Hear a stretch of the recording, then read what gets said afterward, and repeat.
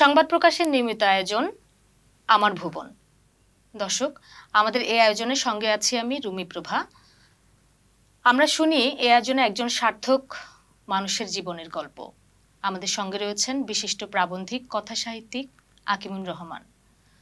আমরা আজকে তার কাছে চলে যাচ্ছি। আপা কেমন আছেন? খুব ভালো। আপনি ভালো? ভালো আছি।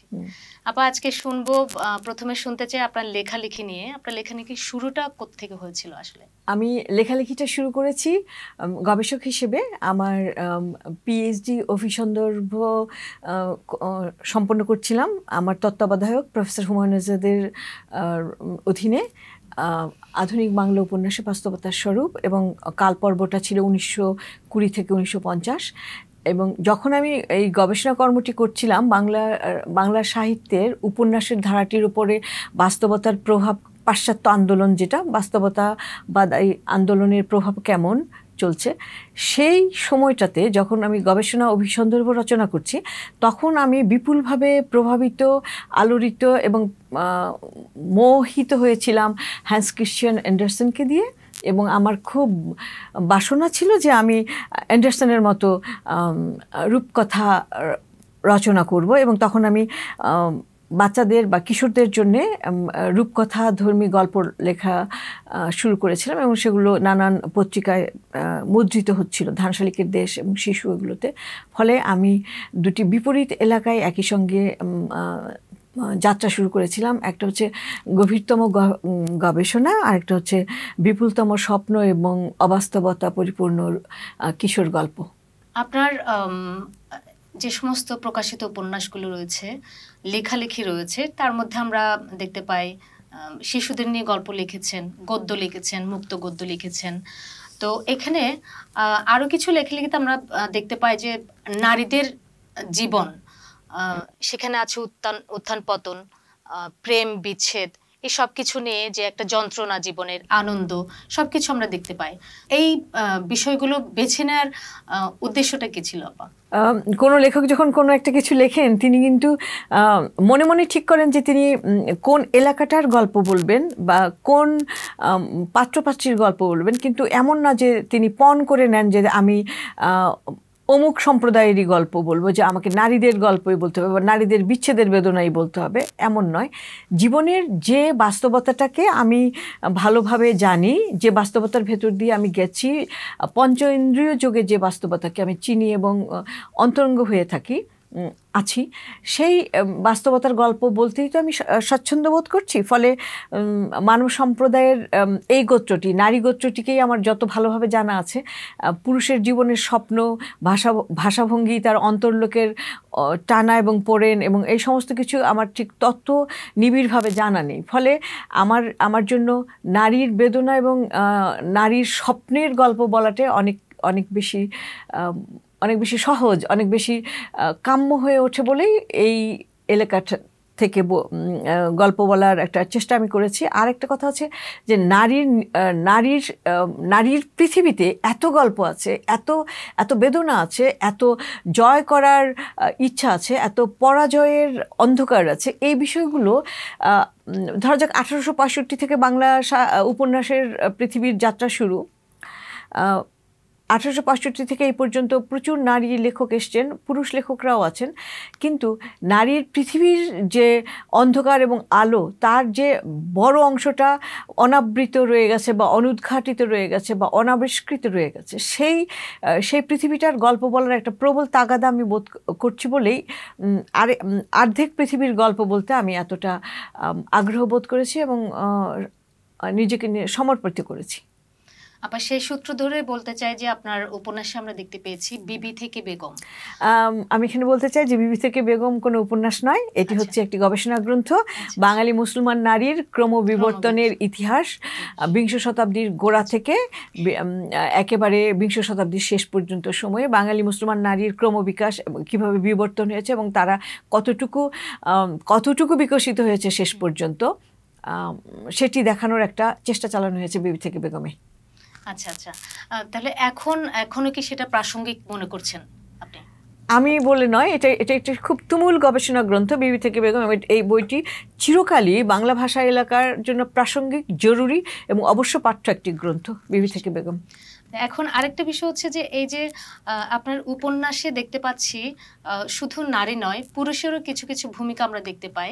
সেই ক্ষেত্রে আসছে সাক্ষী কেবল চৈত্র মাসের দিন। এখানে আপনি কি কি বলতে চেয়েছি, কি বলতে চেয়েছেন? আচ্ছা আচ্ছা, সমাজে, সংসারে, মনুষ্য সভ্যতায় নারী তো একলা বিরাজমান নয়, বিপরীত এবং পরিপূরক সত্তা হিসাবে পুরুষ এখানে বিরাজমান। কখনো তারা মিত্র, কখনো তারা অমিত্র, কখনো তারা ভয়ঙ্কর পরস্পর সহযোগী, কখনো পুরুষ প্রবল করুণাময়, কখনো পুরুষ প্রবল নির্দয়। ঠিক একইভাবে নারীও কিন্তু কখনো কখনো করুণাময়ী, সেবাময়ী, কখনো কখনো সে কাঁধে কাঁধ মিলিয়ে কাজ করছে, কখনো কখনো সে খুবই ন্যারো, মানে খুবই সংকীর্ণ, খুবই স্বার্থপর, খুবই হিংস্র, খুবই কুচক্রী। নারী একেবারে দেবদূত, এটা মনে করার কোনো কারণ নেই। তো এই যে পারস্পরিক অবস্থান এবং এই পরস্পরের সম্পর্কের যে উত্থান এবং পতন, অগ্রসরতার বিষয়টি, এটি আমার কাছে খুব বিস্ময়কর মনে হয়। কারণ আমি চলতে পথে দেখেছি যে নারীর পরম মিত্র যেমন নারী হয়ে উঠতে পারে, ঠিক তেমনি নারীর পরম অমিত্র কিন্তু নারী হতে পারে। ঠিক সেরকম নারীর পরম মিত্র হয়ে কিন্তু পুরুষই আসতে পারে, যদি সে পুরুষ মানুষ হয়। তো এই যে সম্পর্কের ক্ষেত্রে এই ওঠানামাটা এবং এই তিক্ততা এবং এই মধুরতা, এই বিষয়টি তো চিরকাল ধরেই যে কোনো সৃষ্টিশীলকেই আকৃষ্ট করবে বা উন্মুখ করে তুলবে যে সম্পর্কটিকে ফুটিয়ে তোলার জন্য। তো সেই আবেগ থেকেই, সেই ধারণা থেকে আমি বিষয়টার উপর আলো ফেলার চেষ্টা করেছি। আচ্ছা, আমরা তো দেখতে পাই যে মানুষ যারা সৃজনশীল শিল্পী কর্মীরা রয়েছেন, লেখক, প্রাবন্ধিক, যেমন আপনি ফুটিয়ে তোলার চেষ্টা করেছেন দুঃখ যন্ত্রণা, এভাবে তুলে এনেছেন। কিন্তু এই যে নারী পুরুষের যে বৈষম্য বিরাজমান হচ্ছে, এখনো চলছে, এটাকে আপনি কিভাবে দেখছেন? নারী পুরুষের মধ্যেকার যে বৈষম্য, এটা মনে হবে যেন এটা এখন একটা বিপুল পরিমাণে রটনা আছে যে পুরুষই নারীকে দাবায় রেখে, ডুবিয়ে রেখে, চুবায়ে রেখে শেষ করে ফেলতে চাচ্ছে। কিন্তু বিষয়টা হচ্ছে যে একটা সিস্টেম চালু করা হয়েছে এবং অনেক অনেক অনেক আগে থেকে চালু করা হয়েছে, যেটার শিকার শুধুমাত্র নারী নয়। মানে পিতৃতন্ত্রের যে একটা বিধি বন্দোবস্ত চলেছে, তাতে খুব দৃশ্যমান যে নারী হচ্ছে তার একেবারে বড় শিকার বা ভিকটিম। কিন্তু সেই সিস্টেমটা কিন্তু পুরুষকেও নানাভাবে বন্দী এবং শৃঙ্খলিত করেছে এবং তাকে বাধ্য করছে নানান রকম অদ্ভুত ভূমিকা পালন করতে।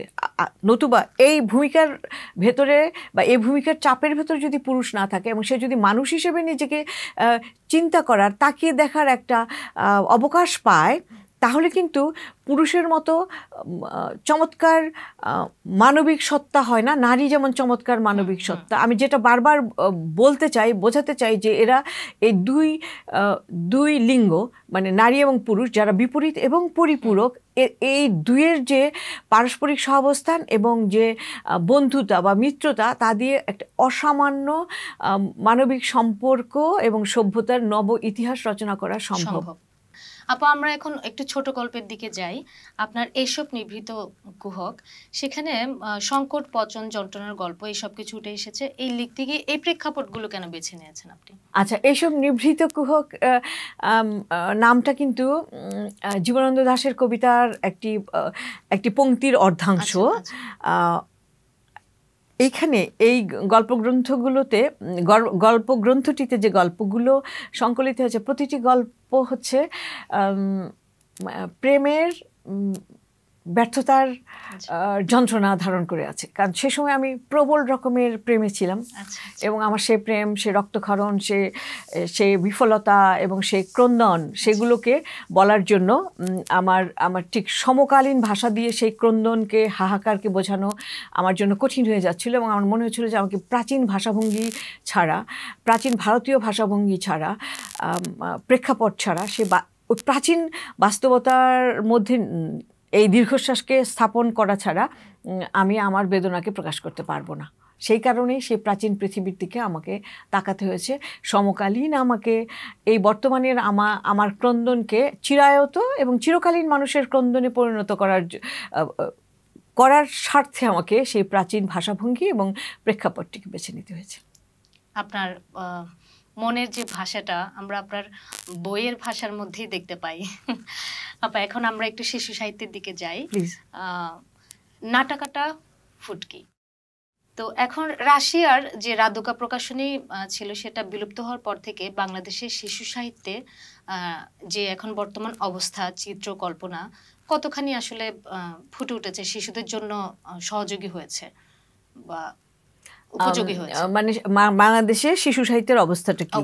যেমন এবার আমি একদিনই বইমেলায় গিয়েছিলাম, গিয়ে দেখলাম যে একটা পার্টে একটা অংশে, বইমেলার একটা অংশে সম্পূর্ণ শিশুদের জন্যই একটা মেলার অংশ করেছে, যেখানে শুধু শিশুদের বই পাওয়া যাবে। সে বইগুলো খুবই রংচঙা, খুবই উন্নত কাগজে ছাপা হচ্ছে, কিন্তু শিশুদের বা কিশোরদের বই কিন্তু মানে খালি রংচঙা রঙিন ছবি এবং মোটা কাগজই নয়। তো মূল কথাটা হচ্ছে বিষয়বস্তুটা। সেই বিষয়বস্তুর, আমাদের দেশে যে লেখকদের বিষয়বস্তুর বিষয়টা আছে সেটা হচ্ছে খুবই দরিদ্র। মানে তারা এখন যে নতুন কালের শিশু সাহিত্যিকরা বা কিশোর সাহিত্য যারা রচনা করতে চান, তারা যে মানুষের আবেগের গল্পটা বলবেন সেদিকে অনেকেই যাচ্ছেন না। তারা রোমাঞ্চ অভিযান, ওটা খুব সহজেই পাঠককে পাওয়া যায়, থ্রিলার বা কিছু ছাঁচ আছে সেগুলোর মধ্যে দিয়ে যাচ্ছে, বিক্রিটা লক্ষ্য। কিন্তু কিছু প্রকাশনী করছে কি, ওই যে রাসায়ন যে বইগুলোকে আমরা এই প্রকাশনের মধ্য দিয়ে পেতাম, প্রগতি প্রকাশন এবং রাদুগা প্রকাশন যেটা করেছিল, সেই বইগুলোর তো আর এখন কোনো বাবা মা নেই। মানে কেউ তো জিজ্ঞেস করতে আসতে পারছে না এখানে রাশিয়া থেকে। প্রত্যেকেই সেই সব বইয়ের নানান গল্প নিয়ে ছোট ছোট করে একটা করে বই প্রকাশ করছে এবং ওগুলোই বিক্রি করছে নানানভাবে। এই হচ্ছে পরিস্থিতিটি। এবং এখন শুধুমাত্র রোমাঞ্চ আর ভূত আর হচ্ছে গোয়েন্দা গল্প দিয়ে তো একটা কিশোরের মনোবাস্তবতাটা বিকশিত হয়ে উঠবে না। তাকে জানাতে হবে মানবিক আবেগ কাকে বলে, তাকে জানাতে হবে কেমন করে মানুষের চোখের জল মুছে দিতে হয়, যেগুলো আমাদের রূপকথাগুলিতে আছে, বা যেগুলো আমাদের কিছু কিংবদন্তি তুল্য শিশু সাহিত্যিক ছিলেন, যেমন উপেন্দ্র কিশোর রায়চৌধুরী বা যেমন সুকুমার রায় বা পরে সত্যজিৎ যেগুলো করেছেন। আমাদের এখন নবীন প্রজন্মের ভেতরে সেই মহত্তম মানবিক আবেগের গল্প বলার কোনো প্রবণতা নেই। তারা হচ্ছেন চটজলদি কী করে সিদ্ধি লাভ করা যায়, কি করে বিক্রি হতে পারে, কি করে লোকের কাছে পৌঁছে যেতে পারা যায়, এইরকম একটা প্রবণতা কাজ করছে। ফলে আমি খুব বিরক্ত এবং বেশ হতাশ এই শিশু সাহিত্যের এই বিশৃঙ্খল অবস্থাটা দেখে, কিশোর সাহিত্যের এই বিশৃঙ্খল অবস্থাটি দেখে। আমরা দেখতে পাই যে এখনকার যে প্রজন্ম, ছোট যে শিশুদের নিয়ে আমরা এতক্ষণ কথা বললাম, একটা প্রজন্ম দেখা যাচ্ছে আপনার ফোন কেন্দ্রিক হয়ে গেছে। একটা ফোন নিয়ে তারা সারাক্ষণ ডুবে আছে, ডিজিটাল কেন্দ্রিক হয়ে গেছে। কেউ একদম দেখা যাচ্ছে কি কিছু বাচ্চারা কথা বলতে পারছে না এখনো পর্যন্ত, 4-5 বছর হয়ে গেছে, প্রতিবন্ধী হয়ে বের হচ্ছে। এটার কারণ কি মনে করছেন আপনি? সেটার পেছনে বইয়ের পড়ার কি কোনো ভূমিকা রয়েছে কিনা? আচ্ছা, যেটা খুব বেদনাদায়ক সেটা হচ্ছে যে আমি একটু সামনে থেকে বলি। যেমন আমি যে বিশ্ববিদ্যালয়ে ছাত্রদের পড়াই, মানে অনার্স লেভেলে, এবং আমি যেহেতু ফান্ডামেন্টাল কোর্সগুলোকে পড়াতে হয় আমার, ফলে আমি আইনের ছাত্রদেরও পাই, ইঞ্জিনিয়ারিংয়ের ছাত্রদেরও পাই, বা ইংরেজির ছাত্রও পাই, বা কম্পিউটার সায়েন্সের ছাত্রদেরও পাই। সকলকে মিলে এই কোর্সগুলো করতে হয় আমার কাছে যারা পড়তে আসে। কাজে আমি সকল ডিপার্টমেন্টের ছাত্রদেরই পাই, এবং সেখানে আমি দেখতে পাই যে ওরা বেশ ভালো সিজিপিএ নিয়ে এসছে, কিন্তু ওরা এমনকি জাতীয় সঙ্গীতটাও ভালো মতো বলতে পারে না। শুধু জানে আমার সোনার বাংলা, আমি তোমায় ভালোবাসি, তারপরের কিছু জানে না। তো আমি যখন বললাম যে কেন জানো না, তখন বলে যে ওইটা আবার জানতে হয় নাকি।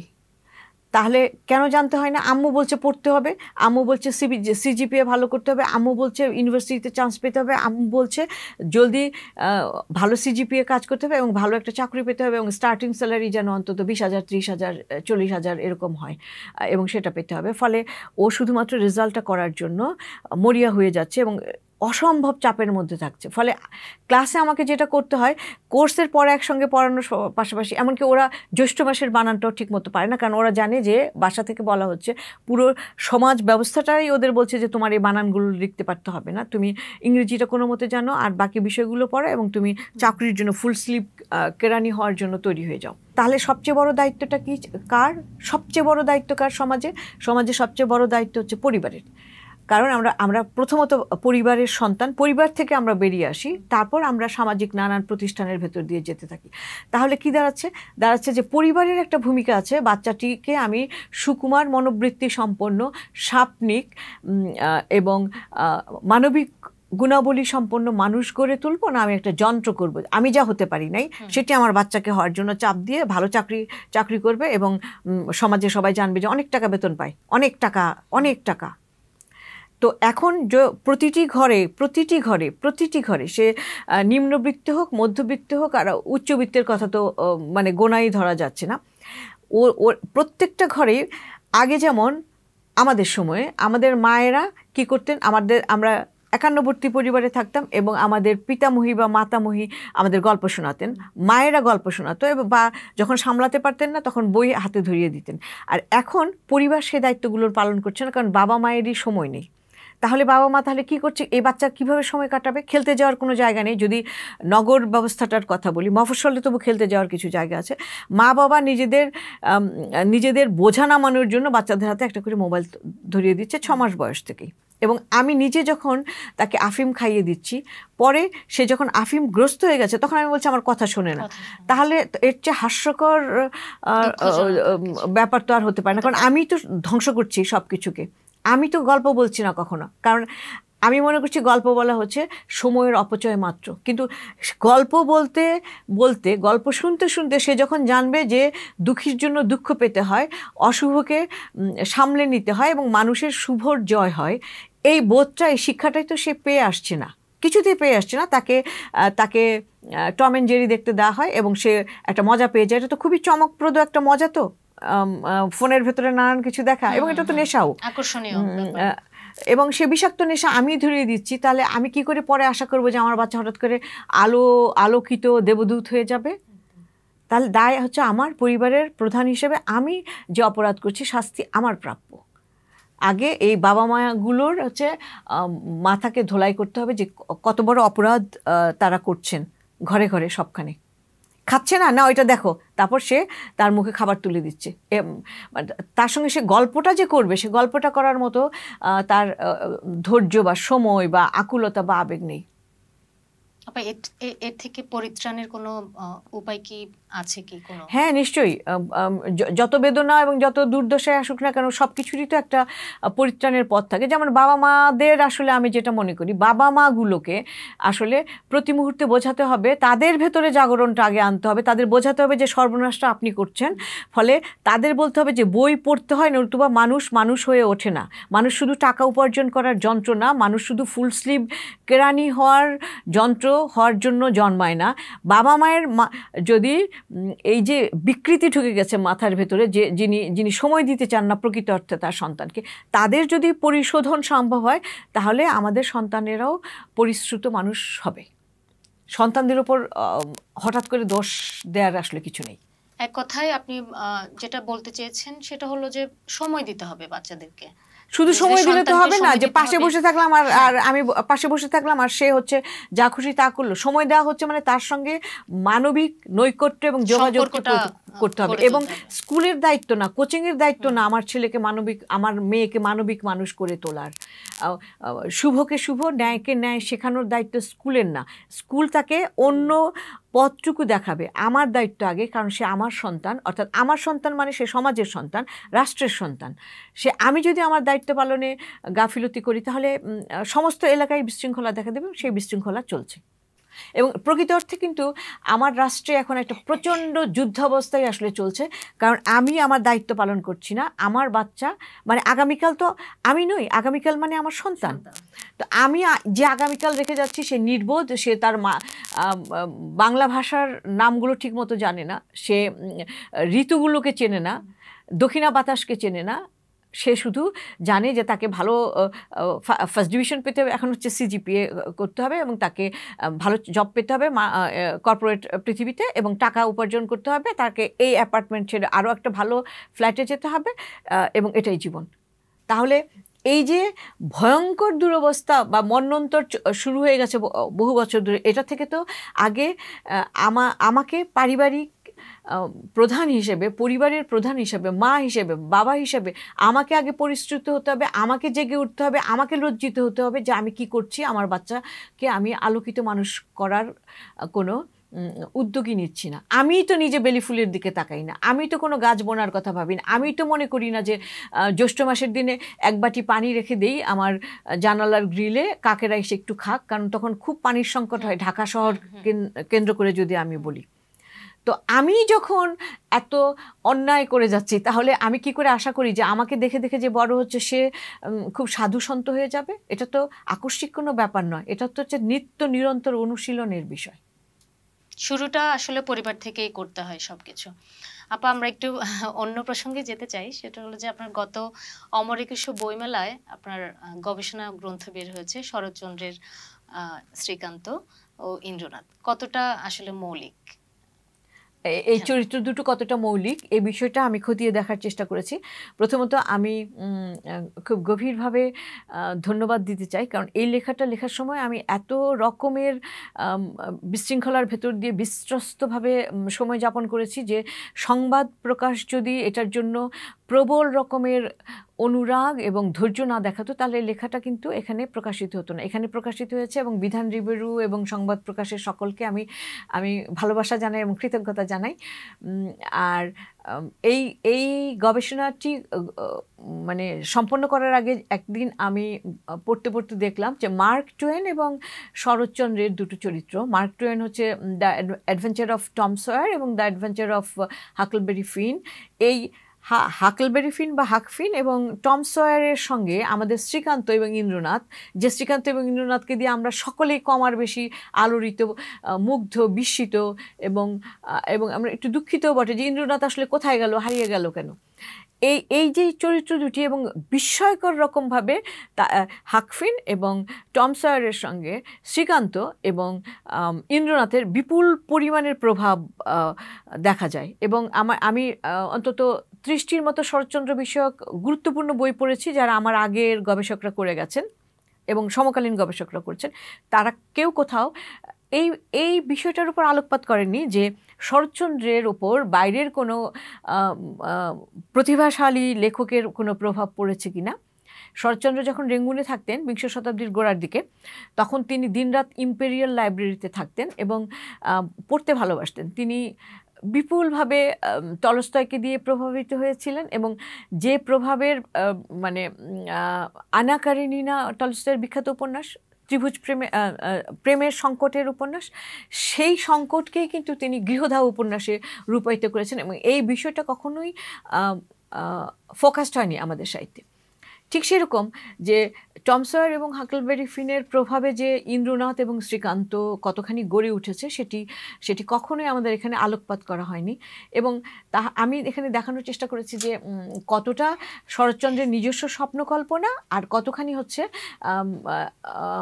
টম সয়ার এবং হাকফিনের প্রভাব, মানে মার্ক টুয়েন যাদের গড়ে তুলেছেন সেটি দেখানোর চেষ্টা করেছি। এবং আরেকটা জিনিস দেখানোর চেষ্টা করেছি যে এইসব মন্দ বালক যারা উচ্ছৃঙ্খল, যারা হিংস্র, যারা মানে খুব রাগ করে সব কিছু ভেঙে তছনছ করে ফেলে, নির্দয়, কিন্তু ভেতরে ভেতরে কতটা মমতা কাঙাল, কতটা স্নেহ যারা করে তাদের উপর সমর্পণ করে দেয় নিজেকে, এইরকম একটা মন্দ বালকের সিরিজ শরৎচন্দ্র তৈরি করেছেন। এবং শরৎচন্দ্রের পরে আর তেমন প্রতিভাশালী, তেমন মৌলিক, তেমন তীব্র, তেমন তুমুল কিশোর মন্দ নায়কদের আর দেখা যায় না, যাদের মানবিক করুণা এবং যাদের চরিত্রের দৃঢ়তা অতুল্য। ধন্যবাদ আপা। আপা এখন কি নিয়ে ব্যস্ত আছেন? এবছরটা আমি গবেষণামূলক কাজই করব ঠিক করেছি। আমি একটা কাজ করেছিলাম যে নারী লেখকদের মানে বিংশ শতাব্দীর মাঝামাঝি সময়ের যে নারী লেখকেরা আছেন তাদের নায়ক ভাবনাটা, মানে তারা যে নায়কটা গড়ছেন সে নায়কটা কতটা তাদের মৌলিক সৃজন, কতটা তারা পুরুষ লেখক বা পুরুষ তাত্ত্বিকদের তৈরি করা নায়ক ভাবনার অনুসারে গড়েছেন, সেটা করেছিলাম নিরন্তর পুরুষ ভাবনা বইয়ে। তো এখন আমার মনে হলো যে আরেকটা খুব আকর্ষণীয় বিষয় আছে যে নারীদের উপাখ্যানে অনেক ভিলেন দেখা যায় বা প্রতিনায়ক দেখা যায়। এই প্রতিনায়কের ব্যাপারটা কেমন করে তারা এনেছেন, কতটা তারা পুরুষ লেখকদের দিয়ে প্রভাবিত বা পুরুষতন্ত্রের তৈরি করে দেওয়া ছক অনুসারে করেছেন, বা তাদের নিজেদের কি কোনো শয়তান দুষ্ট অসভ্য চরিত্র সৃষ্টি করার কোনো আবেগ আছে কিনা, এই বিষয়টি নিয়ে আমি কাজ করার জন্য প্রস্তুত হচ্ছি। আগামী দিনে আমরা কিছু পেতে যাচ্ছি কি, কোনো উপন্যাস বা গদ্য? এই গদ্যটাই নারী লেখকদের প্রতিনায়ক বা খলনায়ক ভাবনাটি বিষয়ে একটি গবেষণা কর্ম। আপা, সংবাদ প্রকাশে স্টুডিওতে আসার জন্য আপনাকে অশেষ ধন্যবাদ। সুপ্রিয় দর্শক, আমাদের সঙ্গে থাকার জন্য ধন্যবাদ। আবারও দেখা হবে অন্য কোনো অতিথির সাথে অন্য কোনো দিন।